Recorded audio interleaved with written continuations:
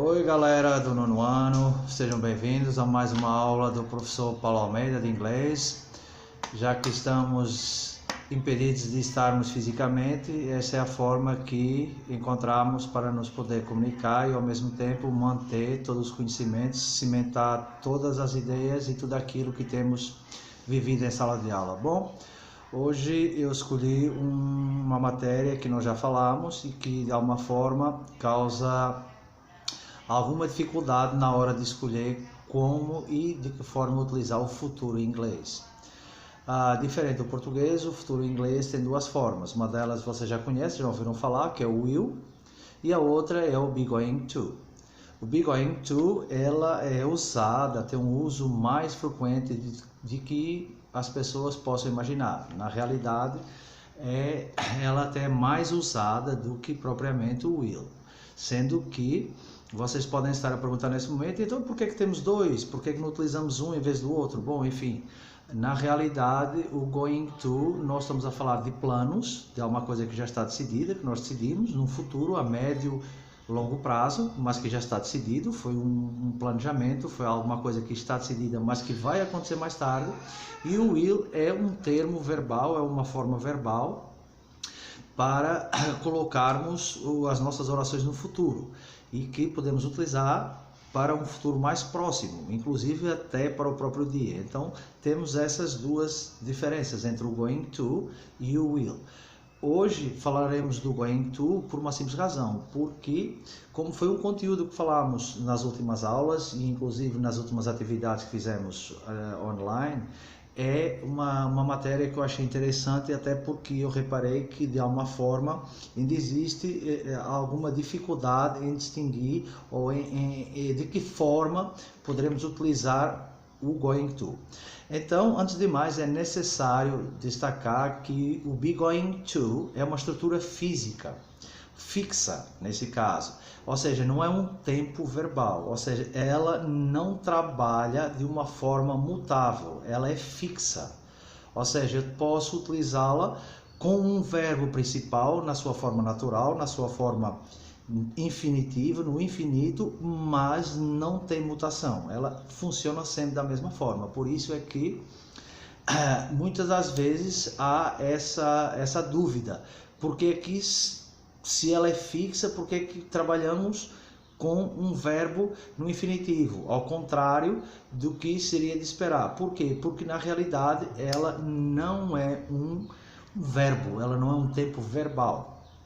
Nesse sentido, é preciso ter em conta várias coisas. A primeira é que assim, não se pode usar o going to para coisas que irão acontecer num curto espaço de tempo. Para isso a gente utiliza o will. Para situações que já estão planejadas, já foram pensadas, já foram analisadas e já foi tomada uma decisão a longo ou a médio prazo, a gente utiliza o going to. De que forma isso é feito? É através dessa estrutura fixa, que é o going to, be going to. E se vocês repararem, o be, que toda a gente já conhece, que é o verbo to be, e o going to, que é a estrutura fixa. Como sabem, eu falo isso muitas vezes nas aulas, não gosto muito de fazer a tradução para português, não gosto muito de traduzir para português, até porque as traduções tendem a ser ao pé da letra, como a gente chama, de uma forma literária, e nem sempre elas funcionam, nem sempre elas estão de acordo com o valor real da palavra em inglês. Contudo, e eu sei que vocês gostam, então o going to seria, numa tradução ao pé da letra, o tal do será. Quando a gente fala será, estamos a falar no futuro. Como estamos a falar no futuro, esse futuro, se fosse em português, seria um futuro condicional, que é qualquer coisa que está dependendo de uma condição. Nesse caso, não é tão certo para o inglês. O be going to, esse tal será em português, na realidade é um vou, ou um vai, ou um irei. Ou seja, eu posso dizer dessa forma: eu irei de férias para Paris no próximo ano. E eu estou a utilizar aqui o be going to. De que forma? Eu estaria a dizer I am going to travel to Paris next year, for example. Ou seja, é uma forma de eu garantir um plano ou de falar de qualquer coisa que eu já planejei numa altura do passado ou no presente para um futuro. É esse o uso real do going to. A necessidade de vocês entenderem que o going to é algo, um planejamento feito num passado ou num presente para um futuro, certo? Imaginando desta forma, eu ontem imaginei abrir um negócio para o próximo mês. Eu estou a utilizar um going to, eu planejei alguma coisa, estou a falar de um futuro. E é esse futuro que nós trabalhamos com o going to. É a existência de um planejamento, de uma decisão tomada antes. Não é uma coisa da hora ou uma suposição ou uma possibilidade. É algo que já está planejado. Dessa forma, a estrutura fixa do be going to, ela é bastante simples. Como vocês podem reparar, eu tenho o subject, depois o be, o verbo to be, o going to e o verbo na sua forma natural. Ou seja, o verbo no infinitivo, ou seja, a forma em que ele não está tratado em nenhum tempo verbal. Repetindo, subject, o verbo to be, o going to e o verbo na sua forma natural. Voltando a repetir, sujeito, o verbo to be, o going to, estrutura fixa, e o verbo na sua forma natural. Ou seja, para que compreendam de uma forma melhor, sujeito, o verbo to be, o going to e o verbo. Então, eu para poder utilizar o going to, eu já sei que a primeira coisa é ter um sujeito na minha oração. É lógico. Como em outra língua qualquer, existe um sujeito, que é aquele que pensa, aquele que planejou, aquele que vaticinou fazer alguma coisa. A seguir, eu utilizo o verbo to be. Ou seja, todo aquele que a gente aprendeu anteriormente, o I, is, are, consoante o sujeito. A seguir, eu tenho a estrutura física. O going to é aquele que nos remete para o futuro. E depois, o verbo no infinitivo, que é aquele que dá a ação à nossa sentença. Ou seja, o viajar, o comprar, o vender, enfim, todo o verbo que dá ação à nossa sentença. E depois vem o restante, que na realidade, quando se utiliza o be going to, geralmente são advérbios de tempo, tipo próximo ano, próxima semana, daqui por 2 anos, próximo fim de semana, enfim, são na realidade advérbios de tempo, ok? Que nós já conhecemos. Mas temos que ter em atenção que, e eu volto a referir isso, o going to é utilizado única e exclusivamente para ações que estão planejadas, que já foram planejadas lá atrás, ok? E que elas vão acontecer de alguma forma. É um planejamento, não é uma suposição, ok? Então vejamos isso de uma forma mais palpável e com um exemplo mais concreto na língua inglesa. Reparem, I'm going to travel next week. Ou seja, sujeito I, verbo to be I'm, going to, a nossa estrutura fixa para o futuro, travel, o verbo principal, aquele que nos garante a ação, e depois o advérbio de tempo, espaço, next week. Ou seja, no português, como vocês gostam, eu irei viajar na próxima semana.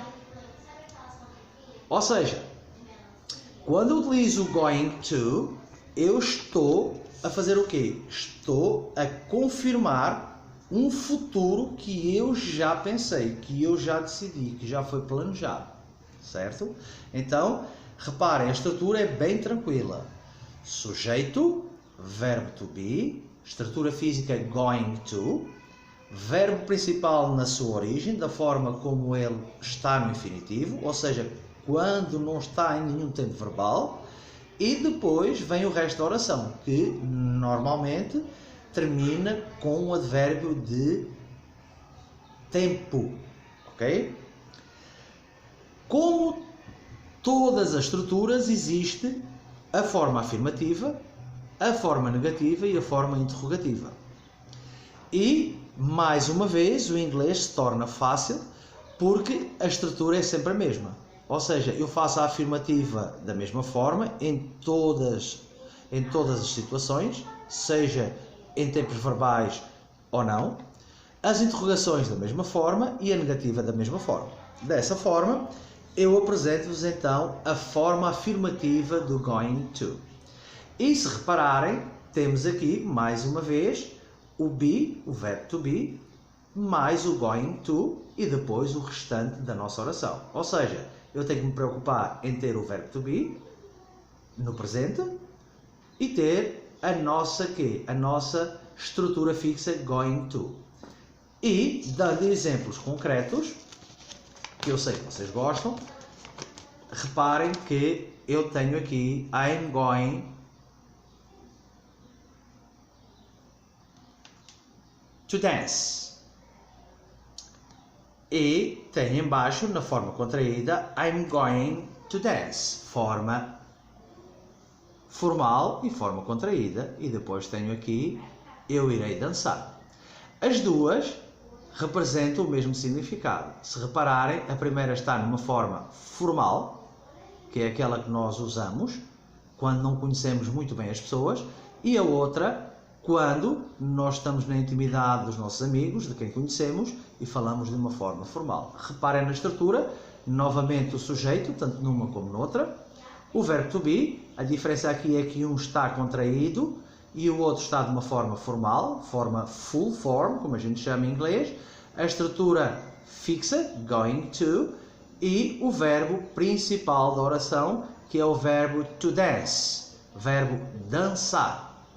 Então, eu, na afirmativa, preciso do quê? Preciso do meu sujeito, o verbo to be no presente, estrutura fixa going to, verbo principal no infinitivo e depois tudo aquilo que eu quero colocar no resto da sentença.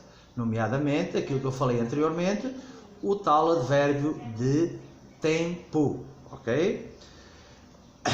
Vejamos agora a forma negativa do going to. É exatamente igual. A única diferença é que nós colocamos a partícula not, que é aquela que faz a negação em inglês. Muitas das vezes os alunos fazem confusão entre o no e o not. O no é não, o not representa a negativa para a língua inglesa. Então, eu tenho o quê? Vou ter primeiro o not, a seguir vou ter o be, que é o verbo to be, e a seguir a estrutura fixa, aquela going to. E depois o verbo principal da oração e tudo o resto que vem a seguir para a sentença, o tal advérbio de tempo. Então recordamos not, be e going to. Mais uma vez, not plus be plus going to. E, mais uma vez, temos aqui exemplozinhos para que vocês possam ver. I'm not going to dance, na full form, que é aquela que nós utilizamos para uma forma formal. I am not going to dance.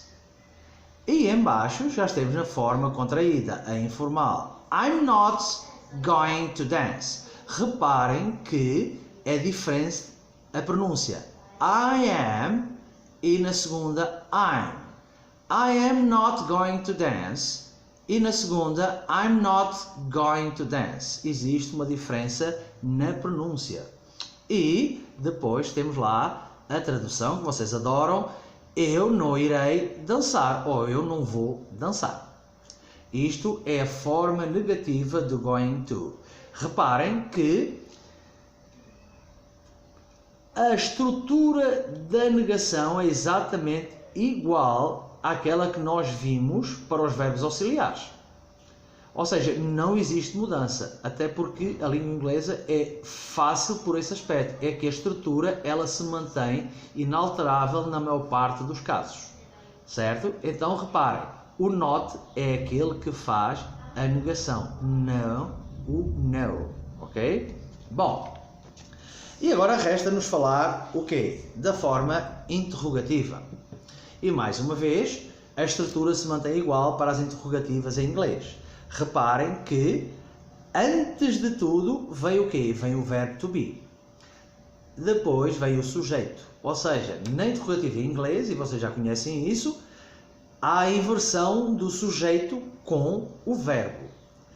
Para que haja interrogação, primeiro vem o verbo e depois vem o sujeito. E a seguir vem o going to, a nossa estrutura física, e depois tudo aquilo que nós queremos colocar na nossa sentença, na nossa frase. Então eu tenho be plus subject plus going to. Ou seja, tenho o verbo to be, tenho o sujeito e tenho o going to. Numa forma mais palpável, numa forma mais explicativa, reparem, eu tenho aqui o meu verbo to be, I'm, tenho o sujeito, I, going to dance, ou seja, am I going to dance?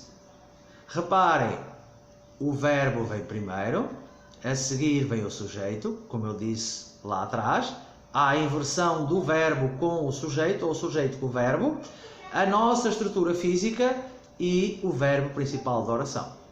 E tenho aqui a vossa tradução que vocês tanto gostam. Eu vou dançar. É desta forma que se faz a interrogativa com o going to. Aliás, é, como vocês sabem, que se faz a interrogativa em toda a estrutura da língua inglesa. Seja ela com o going to, seja ela com o verbo auxiliar, é dessa forma. Há a inversão do sujeito com o verbo, ou o verbo com o sujeito, como queiram, é indiferente, e depois vem todo o resto da nossa oração. Neste caso, a nossa partícula, a nossa estrutura fixa e depois o verbo principal no infinitivo. Bom, mas ainda não acabou. O going to, para além de servir de planejamento ou de um futuro planejado, alguma coisa que foi pensada lá no passado ou no presente para um futuro, ele ainda pode ser utilizado para outras coisas. Então eu trago para vocês outros usos do going to. Normalmente estes outros usos a gente divide eles em duas categorias. Uma delas é predições futuras com presença de evidências, ou seja, a gente prediz ou tem uma predição por qualquer coisa, mas com uma evidência, certo? Então, por isso é que eu coloco aqui que são predições futuras com presença de evidências, ok? Ou seja, há qualquer coisa que eu posso prever, mas essa previsão está dependente de uma evidência. Então, este é outro uso para o going to. Vejamos isso nos casos práticos. Reparem que eu tenho aqui look at the clouds in the sky, it is going to rain. Reparem onde está aqui o nosso going to. Aqui, ó, sujeito it, verbo to be is, going to, a nossa estrutura fixa, e o verbo rain, o verbo chover. Então, eu tenho aqui o quê? Tenho aqui uma evidência. Onde é que está essa evidência? Reparem na primeira parte da nossa sentença. Look at the clouds in the sky. Olhe para as nuvens no céu. Então, eu tenho ali uma evidência. As nuvens possivelmente estão carregadas, estão mais escuras, e possivelmente vai chover. Então, tenho a vossa tradução. Olhe para as nuvens no céu irá chover. Então reparem, há uma evidência, com essa evidência eu posso fazer uma previsão. Estou a utilizar novamente o going to. Então eu já posso utilizar o going to de duas formas. Primeiro, quando eu faço um planejamento de qualquer coisa para o meu futuro, e para quando eu posso fazer uma previsão tendo em conta que a evidência me demonstra que é possível que alguma coisa possa acontecer. Bom, outro exemplo. It's already 10 a.m. You are going to miss the plane. Reparem onde está aqui a nossa estrutura fixa going to. You are, nosso sujeito you, nosso verbo to be are, going to e o verbo to miss, perder. Então, traduzindo como vocês gostam, eu tenho o quê? Já são 10 horas da manhã, você vai perder o avião. Então, isto é o quê? É, mais uma vez, uma predição, uma previsão, tendo em conta uma evidência. Porquê? Porque possivelmente o voo é às 11 horas e alguém às 10 horas ainda não está preparado para viajar, ainda não saiu de casa. Então, esta é outra forma, outro exemplo de poder utilizar o going to. E a terceira, que eu disse que eram três, certo? Uma tem a ver com planejamentos futuros, já decididos, como vimos aqui. A outra é fazer previsões com evidências. E a última delas todas não é nada mais, nada menos utilizar o going to quando algo está próximo de acontecer. Imaginando que estamos a passear e que alguém se chega perto do rio e pode cair. É uma coisa que está próxima a acontecer. Então, eu tenho aqui mais um exemplozinho. Hey, be careful. You are going to fall. Reparem, eu aqui tenho o quê? Tenho aquilo que é um aviso. Ou seja, é qualquer coisa que pode acontecer a qualquer momento. Ei, tenha cuidado, certo? You are going to fall. Reparem aqui na nossa estrutura novamente.